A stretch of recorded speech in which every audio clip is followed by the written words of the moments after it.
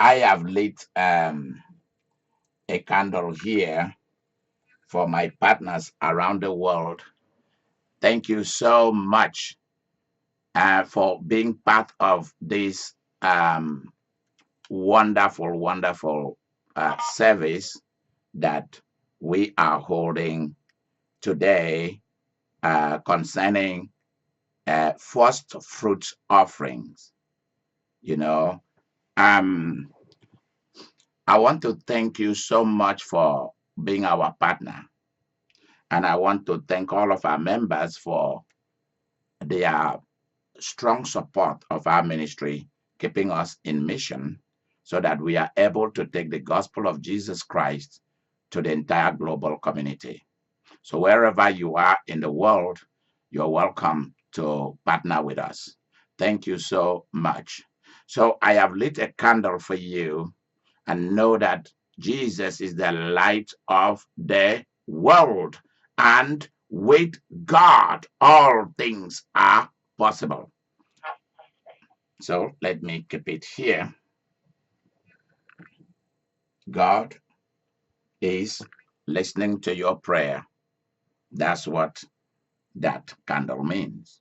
Jesus is the light of the world, and he is listening to your prayers and answering them. Now, people have been asking us, what is the first fruits offering? Different from harvest and tithes.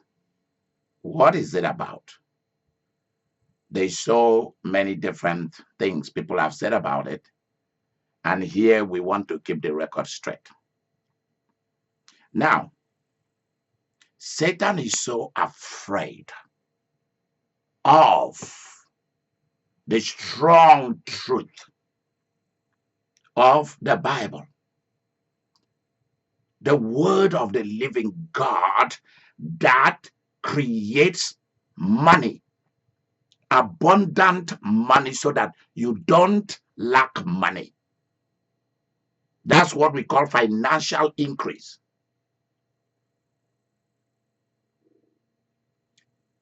Also, with the good news, with the person of Jesus and his laws, is the creation of abundant material resources for you. Plenty. The Bible is about plenty. Plenty of money, plenty of health, plenty of any good things you desire on earth. That's what God is about. So it's not just about worship alone, about us bowing down to him.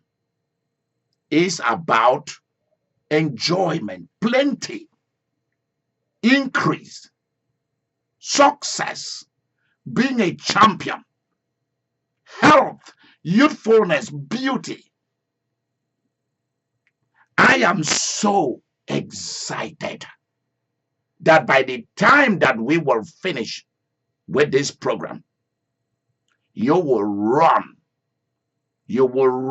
straight with your debit card, with your check, money order, or you will go to our website, idikaimeri.com or idikaimeriministry.com, to go and send in your first fruit.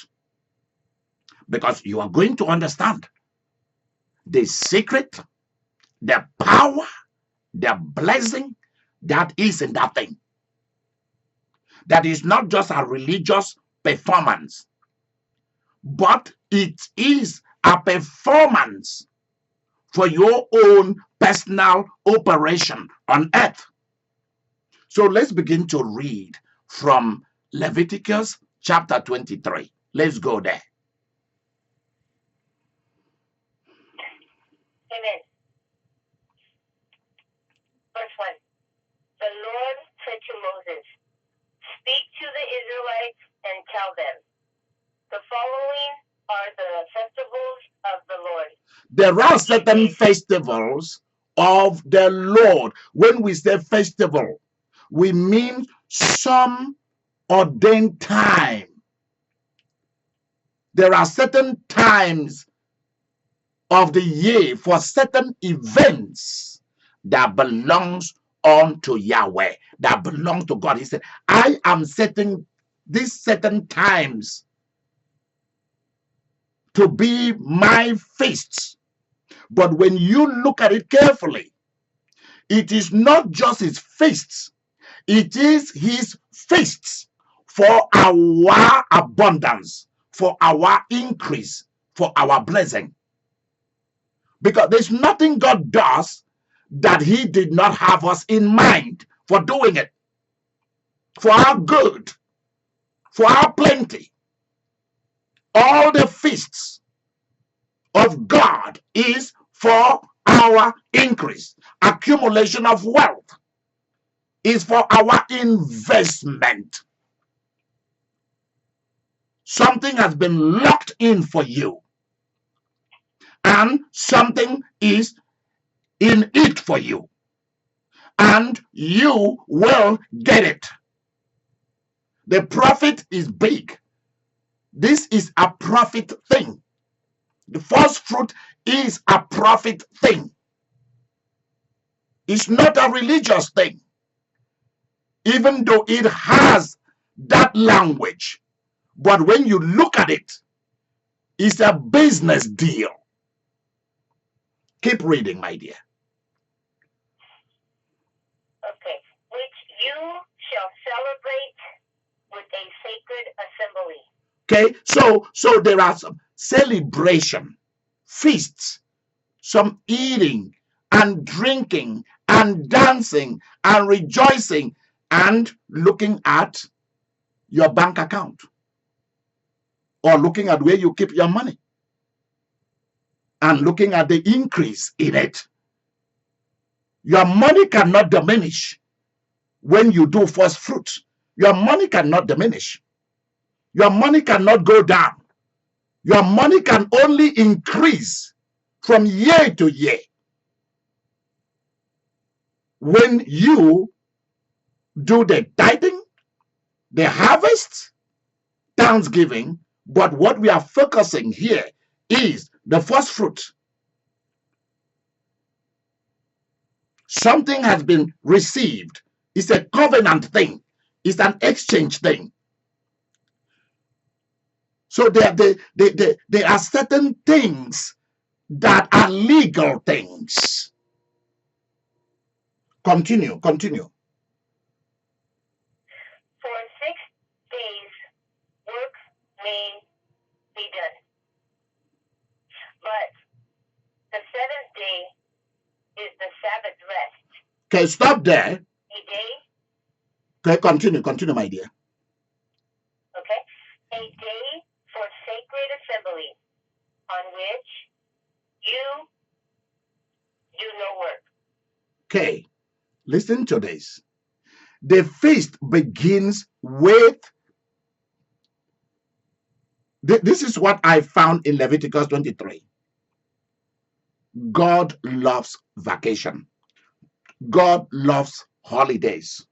God loves celebration, dancing, shouting, rejoicing, laughter, smiling.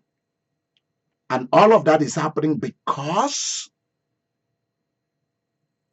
we are involved in his business. What we are doing is his business.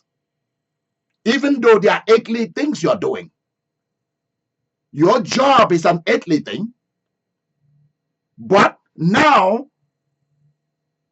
it has taken supernatural power. Supernatural force has come into contact with it. So he began this feast thing with the Sabbath. He talks about having a job. That's what she just read. You must work. You must have a job. You must be a farmer, a carpenter, a plumber, a bricklayer, a civil engineer or technician, a banker, a lawyer, a psychologist, a soldier, a sailor, a cook, a chef, an instructor of different kinds, a musician, an actor, an actress, a prophet, a shepherd, all kinds of jobs, a writer, the person selling at the ice cream shop, the person at the gas station, the person working at Walmart and Target, Macy, dealers, etc., politicians, train drivers. Just name any kind of occupation, any kind of jobs. God said you must have a job. Even if you are selling flowers, you are delivering flowers, or you are going to shop for people and you get paid. There must be something that you must do that you get paid in the form of money and material compensation and reward, big reward. So this is not just for people. I mean, if you already retired from your job, you've already paid your own dues, but you are still part of this because you will still be blessed all the days of your life till you leave this earth. Even if you are a retired person, you are still at work in one form or the other. Even if you're a housewife, a fisherman, a pilot, just name any kind of job. That's what he's talking about. And that there must be somewhere, sometime in the week, that you must set aside a day for you to rest so that you don't kill yourself. So it's not just setting aside a day for God, God's feasts, God's rest. It is actually your rest also, so that you don't break down. So you see, God is thinking about your job. God wants to be involved in your job. God wants you to have a good occupation, a good career. Something good is happening, that you are earning money, you are earning a car, you are having houses, you are building, accumulating wealth. That's what he's talking about. And then you should have sometime, at least one day in a week, that you rest, that you recuperate. And you should also use that day to worship him. God wants also, you see, when it has to do with him resting and wanting you to keep it holy for him, the meaning there is God wants you at least being busy throughout the week, that there should be a time that you are not at work whatsoever. You know the reason? So that God can use that time and you can use that time to talk about how your week has been with him, to celebrate and catalog your thanksgiving of his protection, provisions, power, release, manifestation of wealth and increase because of your job, because of what you're engaged in doing. Whether you are into sports, hockey, cricket, basketball, football, soccer, tennis, whatever good job you're doing. That's what we are talking about here. God wants to spend that time with you. That's what the Sabbath is about. To spend that time with you. He loves to have time with you. Keep reading. The Sabbath shall belong to the Lord wherever you dwell. Okay.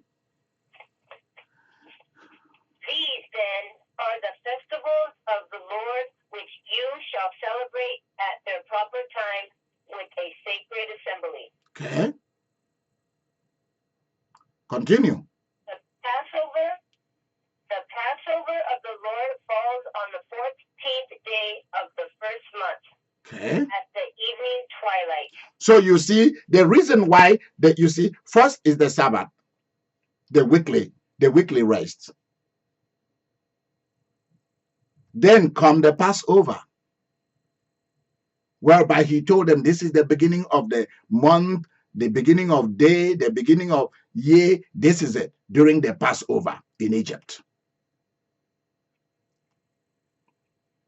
So you see the Sabbath, then Passover. Let me hint you about something here. Jesus, God's servant, our brother, our King, our God, our Messiah,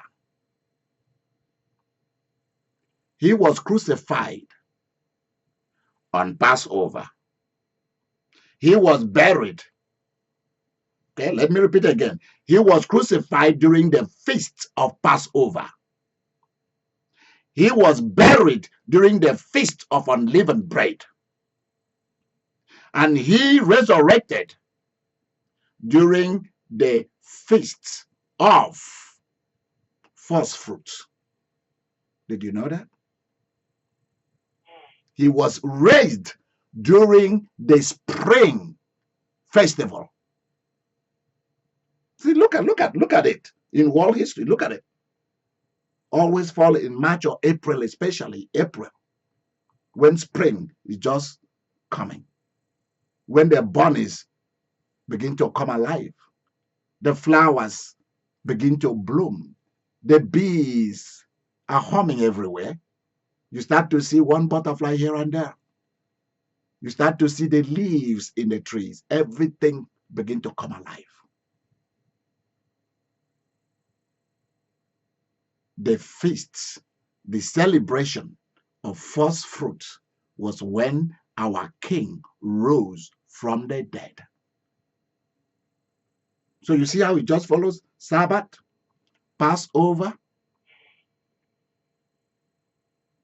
then unleavened bread, then the spring festival. Keep reading, my dear. Keep reading, my dear. Okay, verse 6. And on the 15th day of the same month is the feast of unleavened bread unto the Lord. There you go. 7 days ye must eat unleavened bread. In the first day ye shall have an holy convocation. Ye shall do no servile work therein. But ye shall offer an offering made by fire unto the Lord 7 days. In the 7th day is an holy convocation.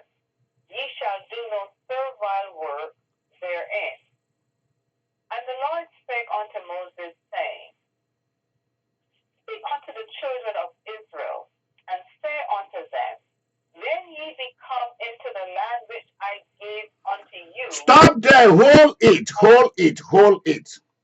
In other broadcasts to come, I'm going to spend some more time to talk to you about the Sabbath, the Passover, the unleavened bread, the Feast of Booths, the Feast of Trumpets, the Feast of Tabernacle. I'm going to talk to you about what these feasts are and what they are for the Jewish people, which we are part of, and what they are for us as Christians.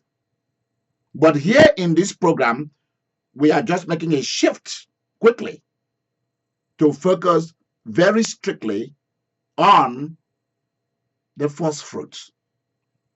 He said, when you come into the land, read that portion again. Is that verse 10? Yes. Good. Read that verse 10. Yes. Then, verse 10, Speak unto the children of Israel, and say unto them, When ye be come into the land which I give unto you, and shall reap the harvest thereof, then ye shall bring a sheaf of the first fruit of your harvest unto the priest. Stop there. And he shall raise. Okay, continue, my dear. And he shall raise the sheaf before the Lord to be accepted for you on the morrow after the Sabbath. After the Sabbath, the priest shall raise it. Okay, listen to this. I am bringing you into a land that I promised to your forefathers, a wonderful land. When you come into it, you will plant. So you see, it goes back to the Sabbath thing that I was trying to explain. You will have a job. From that job, because you see, most of Bible language, most of Bible history happened in an agricultural age. So the language of the Bible is strictly raising crop or animals, rearing animals or raising crops, or warfare, or trading, merchandising, buy and sell. That's the language of the Bible. It's a business language. When I bring you into the land, I want you to be aware that you are going to prosper in that land. The question I have for you is, are you in your location of business, in your location of inheritance, in your location of investments? Are you in your location of agricultural work or whatever kind of job you do? You have. Are you where your professional career is supposed to be? See, this makes Christianity and the Bible not something that is out there, but something that is right here. That is about a job. It's about a check. It's about money. It's about finances. Huge. It's about real estate. It's about investments of money. It's about mutual funds, stocks, certificates of deposit. We can go on and name the different portfolios, the different things. This is what the Bible is about. Because most people see the Bible from being born again, salvation, and that's all they see. But the Bible is primarily about food and drink and dancing and rejoicing and jewelries and housing and a good car. That's what the Bible is about. It's about you having the things of this earth to enjoy being human. It's not being in a place of lack. It's being in a place of plenty. I would like you to begin to see the Bible from that point of view. Say, when I bring you into this land, so your prayer should be, Lord, if I'm not in my place, if this is where I am is not my land, I am willing that you connect me. I am willing that you move me. I'm willing to move to my place that I can call my own. Each and every one of you should stop looking at living in an apartment, unless that's the decision you've taken because of certain reasons. If that is the best option for you, then stay there. But the rest of you, you must buy houses, both for you to live and both for you to rent. You should not spend your entire life buying products and services from other people. You must create your own for people to buy from. It's not an option. This is what it is. Poverty is no longer an option that you are going to opt out into poverty, but the Bible does not permit you to opt out of prosperity. You cannot opt out of prosperity into poverty. When you are in your land and you plant in that land. You plant in it. Something will happen. Because the blessing is already in somewhat working in natural laws, which is sowing and reaping. It's already on naturally. You don't need to pray about that. When you plant, that's why the land must be a good land, so that it will come out, so that there will be, the produce will come out. You do not need to be where there is too much suffering. You do not need to suffer for other people to reap, because your wahala and your palava will become other people's bonanza. What I mean by wahala and palava means the trouble, the suffering, the trouble you're going through will become other people's bonanza. So we have to stop this suffering business, poverty business, sick business, lack business. Has to go, because that's not the Bible we are reading tonight. See, already something has been spoken. Be fruitful. Be blessed. Because the blessed one is the one who has spoken the blessing.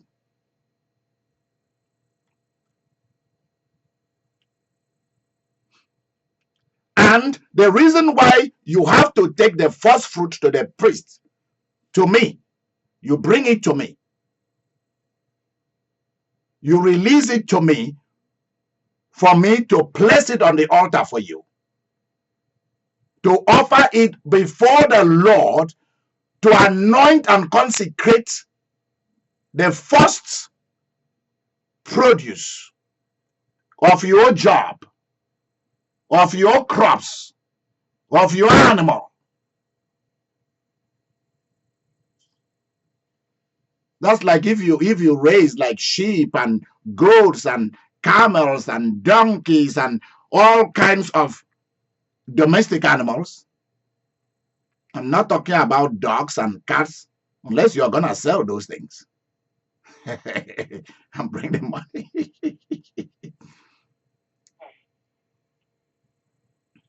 Whatever form of your livelihood is what we are talking about here.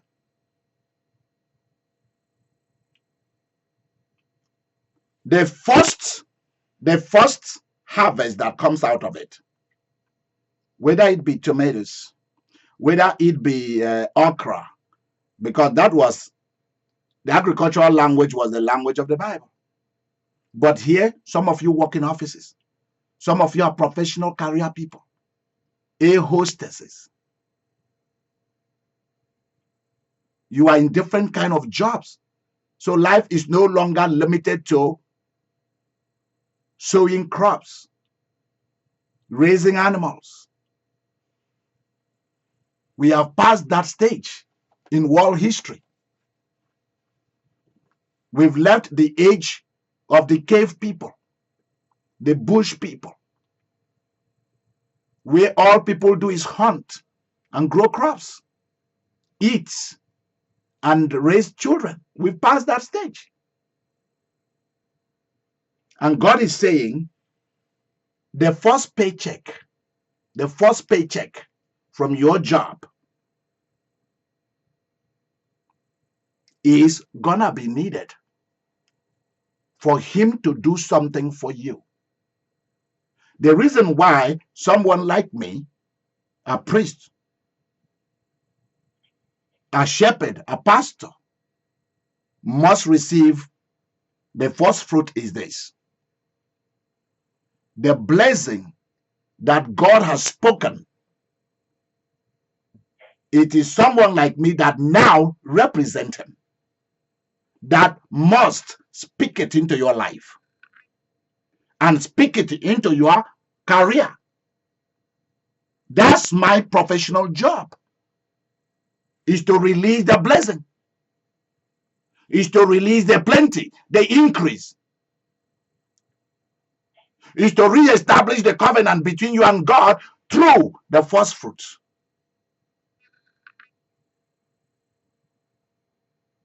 The first harvest. This is not the entire harvest. This is just the first ones that comes up. The first paycheck of the year. The first paycheck that comes out of a mighty harvest. The first one. You've not yet even started the harvest. This is like you planted a lot of crops, and these are the first ones that comes up. Bam, you bring that. I'll tell you why that is necessary. Because I carried God's blessing. I am the one that says the word, be blessed, be fruitful, multiply, have dominion, subdue.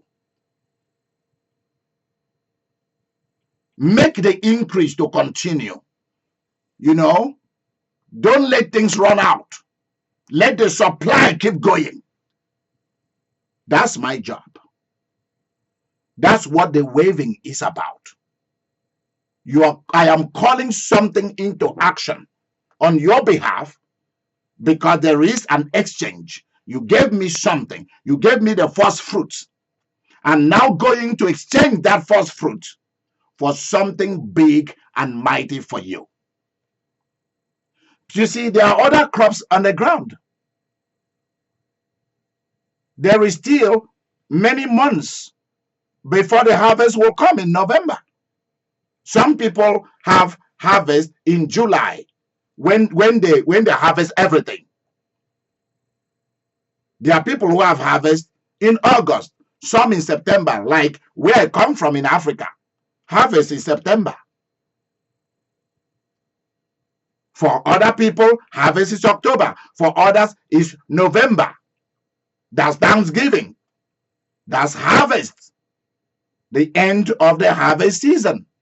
Then Thanksgiving. The first fruit establishes something powerful. And this is the secret behind it. When you bring the first of your paycheck or of your crop or whatever they use in paying you for the job you do, you bring the first of it to the Lord to be waved, to be ministered to at the altar. The reason for that is this. When you give God the firsts of the harvest, the firsts of the produce, the first of your paycheck, whenever you want to start the year, when you give God the first, you've made God to enter into a bond with you. A new covenant for that year has been locked in. Your name has entered into what we call the connection destiny. This is what we call, whether God like it or not, he has to perform for you. The blessing must work for you. The fruitfulness, the dominion. Let me tell you something. The first fruit opened all doors for you. The first fruit. It opened all doors for you. It makes what is on the ground. It makes the job never to close for you. But opportunities to open, jobs will start looking for you. People will start calling your name. People will start looking for you. Your service, your degrees, your personality, your influence will be called out by that first fruit obedience. Your experience, your job experience will be called into action. Your certification will be called into action. Even your laughter and smile become a money thing. Everything about you become a money thing. It becomes a blessing thing. Something is activated for you for a whole year. So what happened? So even if somebody ran into that year against you, somebody has made an offering of blood, human or animal sacrifices, or food sacrifices, or money sacrifices against you. When a first fruit is sent, when a first paycheck or a first fruit is released, a first fruit offering is released unto the Lord, to me, what happened is that anybody who ran into the year ahead of you to do you harm, the tide will turn very quickly. It's like within a 1 hour interval is on. I don't want to be on public television to tell you the bad thing that will happen to people who are against you. Because you see, the first fruit become like the release of mighty warriors and forces against your enemies. That's what it does. This is what we call something that can never fail. The first fruit can never fail you. Why? Because it's not a word, it's a thing, a physical, tangible thing called money. I have seen people who didn't have money, they have so many houses, and they gave God the first fruit of they bought many houses, they gave God one of the houses. And what happened? Their real estate businesses exploded. Today, those people have houses everywhere. Some catalog their first fruit in form of a car, and today they have choice cars. So I'm taking it beyond what they tell you, that is just about money. There are some huge things that people send to me, to those of us who represent God. I'm not asking you to go and send it to anybody. Send those things to me. In the villages where people don't have money, they bring the first crop to the priests. If they raise animals, they bring the first. You see that during spring, animals begin to give birth. They bring the first goat, the first cow, the first bunny, the first days, the first sheep or ram. They bring them, because that's how they make money. But majority of the world today, they calculate these things in money forms.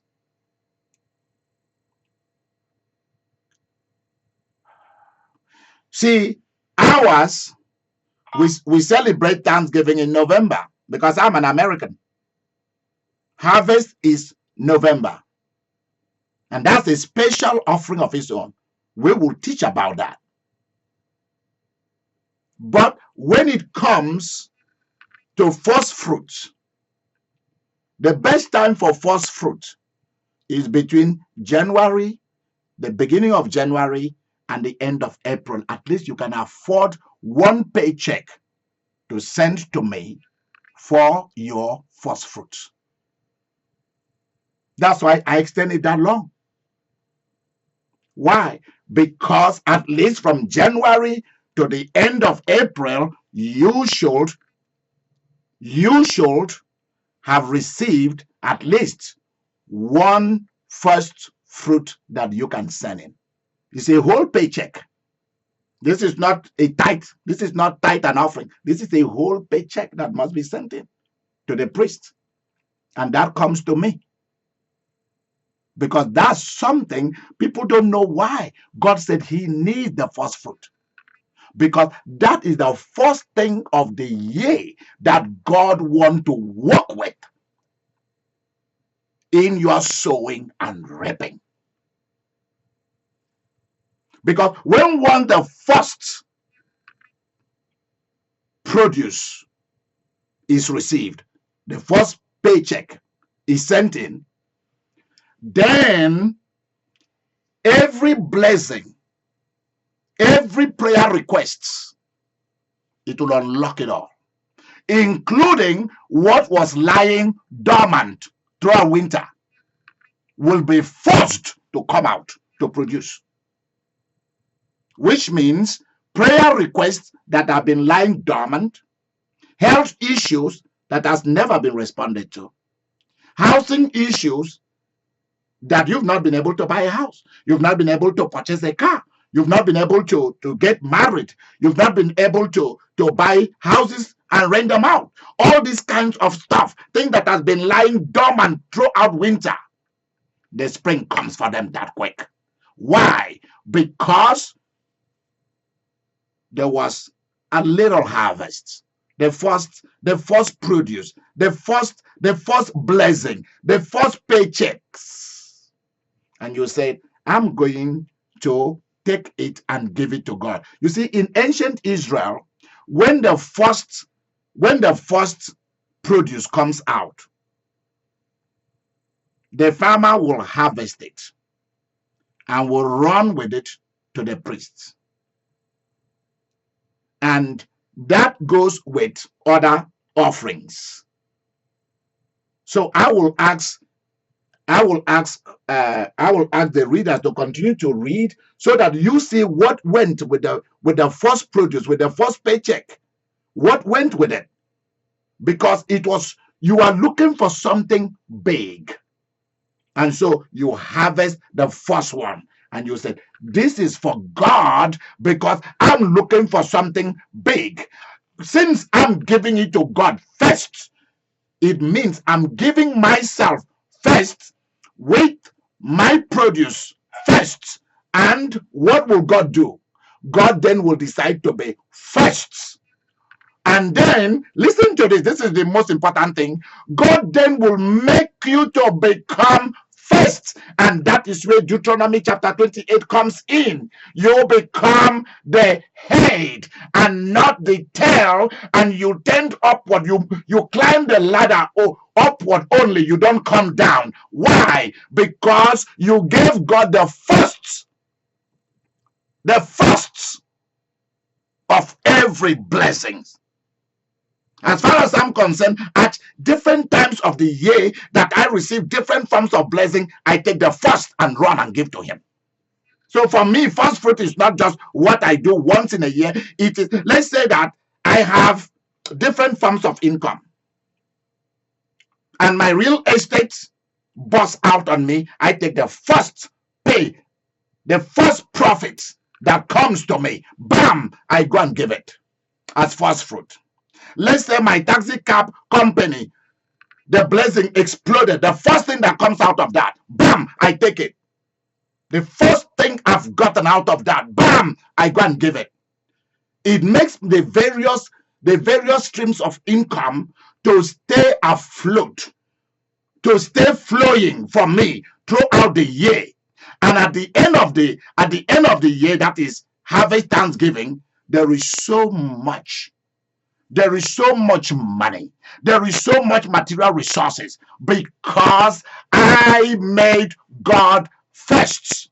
I gave him the first ones. So what did he do? He then decided to make me the head and not the tail. He then decided to make me to climb and move forward and never go backward. So it is forward ever, backward never. That is the secrecy of this thing. So what you are reading in Deuteronomy 23, you are seeing the outburst of it in what we are reading in Leviticus 23. please pardon me, what we are reading in Leviticus 23, we are seeing the outburst of it in Deuteronomy chapter 28. You will lend to many nations, you will not borrow, which means that we become financial financial lenders to nations, not just to individuals, to nations. This is how rich that you can become because of first fruit. You become a lender to governments of the earth. That is the lifestyle that I am living this year. This is what it is. Continue to read, Rosalind.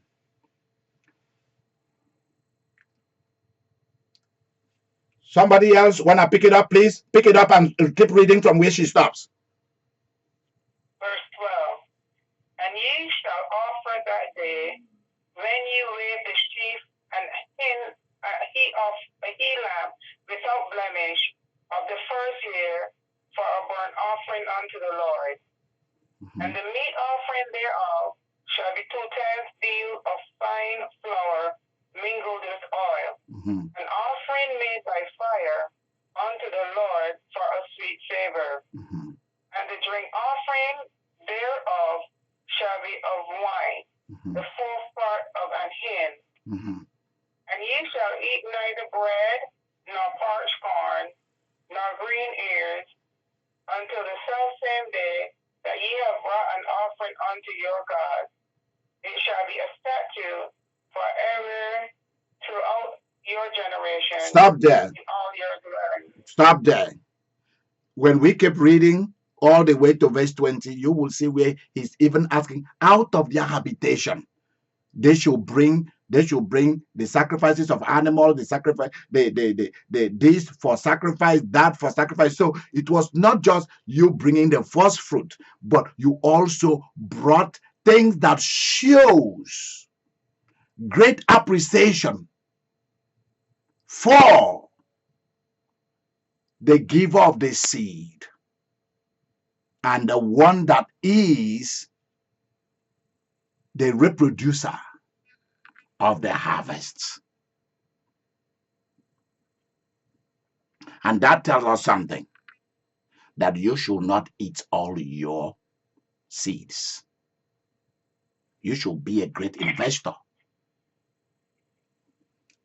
Out of what you have invested money into, you should have out of that investment things that will represent first fruit.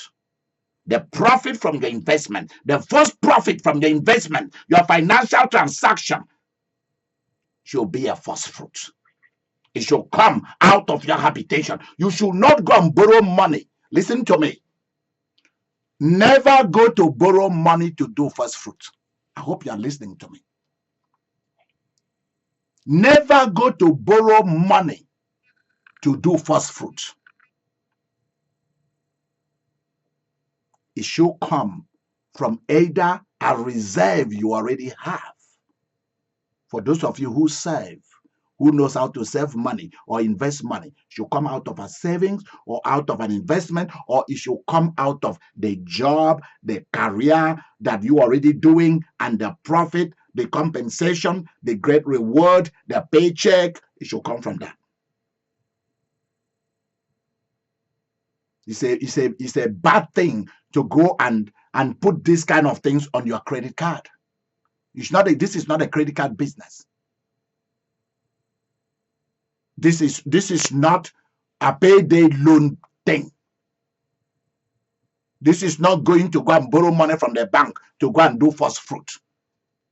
It is wrong. It's very wrong.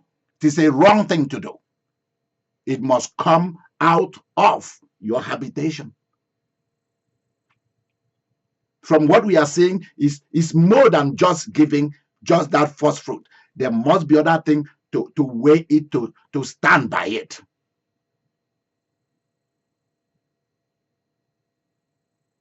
So that's why I explained to you, and I said, if other forms of incomes, the first money that comes from them must all go to your first fruit. Must all go to your first fruit. And now let me explain something that you need to know here. The first fruit unlock uncommon power. Uncommon power. The physical power of God from the supernatural to supernatural to the mind realm to the physical. Health is involved here. Money is involved here. This is something mighty. So you see why you've been losing out. Because the different forms of income, the first profit that is coming or the first paycheck from these different forms of income, you've not been giving it to God as first fruit. Because that is actually what God used to chase your enemies. From the word go. God is not waiting until you do all the harvesting. Because you see, with the first fruit, remember that there are still crops on the ground. There are still crops coming out of the ground. This is just the first one. This is just the first harvest. This is just the first paycheck. The entire world is waiting to give you money. Is waiting to reward you, to compensate you. But it's going to take God's influence, God's power, the blessing of the Lord released on your behalf because you decided to give God the first part of your money. And you decided to give it to someone like me to go to the altar and release for you what originally has always belonged to you, that each year is lying and waiting for you. It's renewed every year. It's not something that you do once for a lifetime. This is a yearly event. Because you see, sowing and reaping is a yearly thing. It's a cycle. That's how it is. So I want you to be aware of this. Because God is going to use your first paycheck, your first fruit, and call every crop and call every appointment you've made with the immigration that has been lying dormant. You want to become a millionaire, billionaire. What's the first fruit that you are willing to give? You're willing to offer. Because that's the sacrifice. That's how God knows that you are not greedy. That's how God will know that you want the bigger game. That's how God will know that you want the best. First fruit is going to reveal it. It is the connection. Either you are connected with God or you are connected with hell. And this connection is made by first fruit, is made by tithes, is made by harvest. But we are only looking at first fruit here. Because that is what God uses. The first fruit is what God uses to release the rest of the harvest for you. So that when you eventually begin to harvest, the harvest must be big. You are not looking for a baby elephant here. You are looking for a massive one. The first fruit is what God will use to make sure that the harvest, the continuous harvest, will be mighty. It will not be a small one. That's what the connection is. That's what first fruit breaks. That's what it brings about. It makes sure that the prayer request is answered far more above what you put on that paper. That's what first fruits do. That's what it does. The harvest is gonna be big. Why? Because you gave the first harvest to him. The first that came out. The first you saw. Instead of you going to eat it, you say you can have it. Because this is your business. And that was what Elijah did to that woman. Go and make me the first. Go and bake me the first bread. And she was constantly baking bread many times a day. Why? When you give God the first, oh my God. Please write this down. This is the powerful key. When you give God the first, when you give God the first, this is just given to me right now. Heaven is involved in this. When you give God your first paycheck, God will give you the best paycheck you've ever had. Hallelujah. When you give God the first, then God will give you the best. Maybe you didn't hear me. When you give God the first of your increase, of your harvest, of your paycheck, of your blessing, of your prosperity, of your money, God will give you his best. When you give God your first, God will give you his best. Hallelujah. Thank you. And Amen. this is non-negotiable. It's not negotiated. It's not negotiated. It's not that some seeds died in the ground. You got sacked. You know, some people, when the year comes, then they will lose that job. Then the job will recommend them to another company they've bought, or they will be out of job for some months. If you give your first fruit, you will always be with the best companies. I hope you are listening. Yeah. I hope you are listening to me. Because I feel like shouting and jumping all over the place, because the power of God is now here. The power of God is upon me to proclaim to you that when you begin to give God your first, God will begin to give you his best.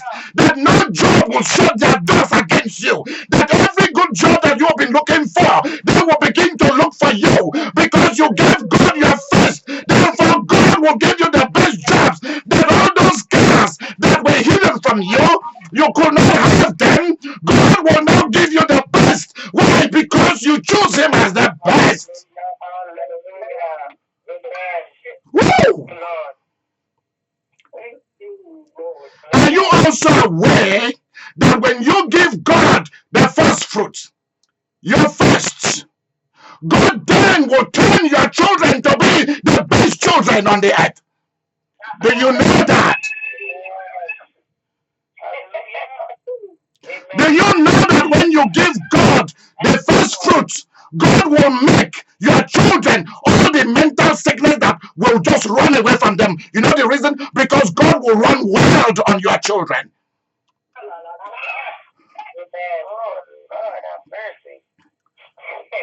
All the high blood pressure, diabetes, cancer, bladder problem, kidney problem, when you give God the first fruits, God will run wild on your health and sickness will flee from you. Your body will be repaired because God cannot do, God is not going to govern the earth with broken bodies and broken people. Therefore, because you gave him the first, God will turn everything in your body as when you came out of your mother's womb. Hallelujah.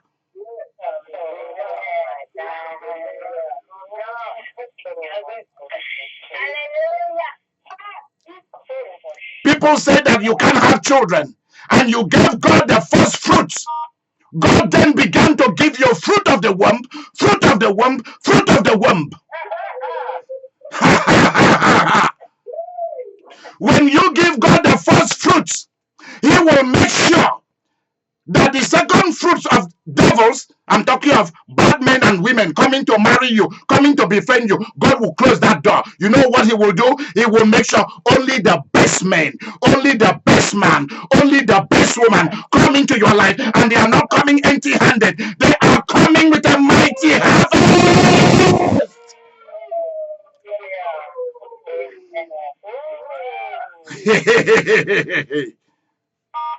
Another thing that the first fruit does is this.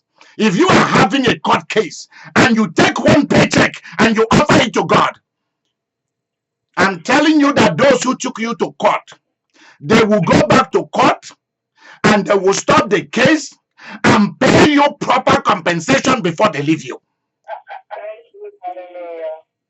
You know the reason? First fruit take God. It make God to go to court. The first fruit make God to go to court on your behalf. Even when God did not want to go, he is forced to go to court because of your first fruit. Because this is not negotiable. Whew. Lift up your hand and begin to pray to God and say, I'm giving you my first fruit. I'm sending in my first fruit right away. Come on, tell him. Oh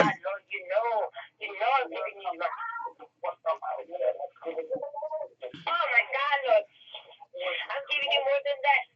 Yeah. I want you, wherever you are in the world, send in either your money order. If you live in Canada or the United States, send in your money order, your checks. If you live outside the United States, call our office. Call me 316-512-6944. Call 316-512-6944. If you call the office phone, 316-665-4400, and nobody's picking up the phone, then call our cell or mobile phone. And that one is 316-512-6944. And we will tell you the best way for you to send us money. Don't send us any money through Western Union. We don't do business with Western Union. There are so many other ways for you to send money without being charged an arm and a leg.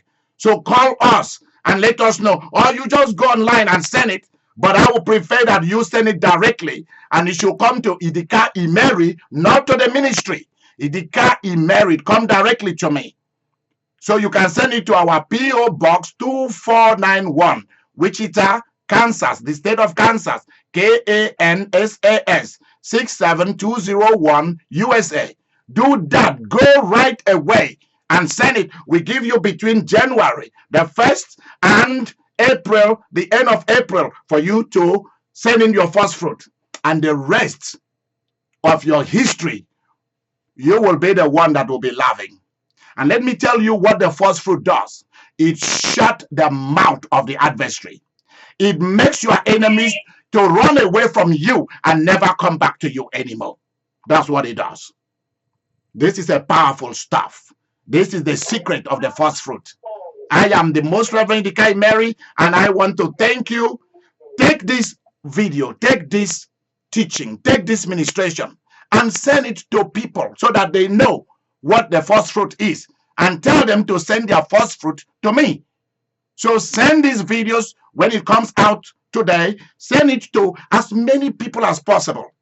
Embed them, copy the URL and embed them on your groups, website, and so on. Let people know these things, what the first fruit does.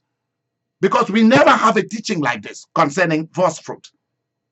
That's what it is.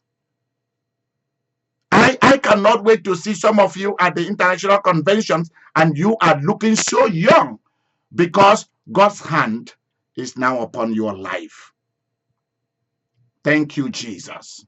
Father, thank you. Thank you for teaching us mightily. Wherever you are in the world, touch my hands. Touch my hands. And touch my hands with your first harvest, with your first fruits. And the Lord is giving increase right now. In the name of Jesus, the Lord is giving increase. You see, as you send him your first fruit, I take it to the altar and I pronounce the blessing. Bam! Next, and it will continue. And I will assure you this. This year is going to be the biggest harvest of your life and the biggest harvest of my life. This year, 2020, the year of drama. You are going to see God do drama for you. And you yourself, you are going to do drama for people. I can assure you of that. Just invite me because I want to come to your drama to come and watch, because this is going to be interesting. Thank you so much. I love you very much. God Almighty bless you forever and ever. Amen. Amen. And amen. Let me hear people shouting. Let me hear people shouting and rejoicing. Let me hear you shout and rejoice and say, I got the harvest. I got a big harvest. Repeat that word. I got a big harvest. I got a big harvest. I got a big harvest. I got a big harvest. For the first time in my life, I got a big harvest.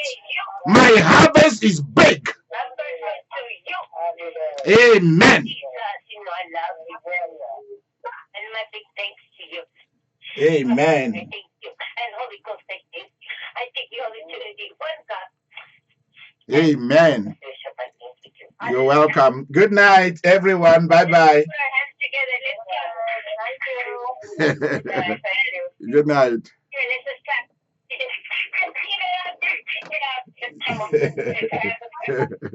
Nice. Nice. Goodbye. Goodbye.